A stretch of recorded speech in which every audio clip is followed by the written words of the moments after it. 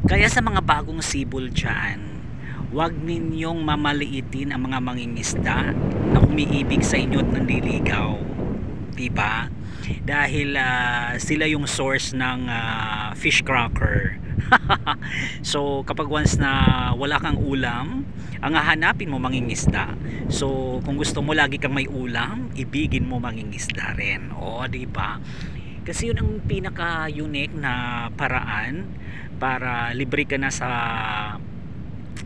expense when it comes to ulam or viand. Kaya ayan, mas maganda yung mangingisda ang ibigin mo, 'di ba? Tama lang ako mga Karelas Buddy, kasi dapat ipagmalaki natin yung mga mangingisda. Huwag natin mamaliitin sila dahil sila ang nagbibigay sa atin ng ulam sa ating hapagkainan. O diba? Yung iba dyan minamaliit ang mangingisda eh. Huwag daw kayo iibig ng mga mangingisda dahil malangsa. Pero hindi nyo alam na yun ang pinakamabango na nilalang sa balat ng lupa. Ayan.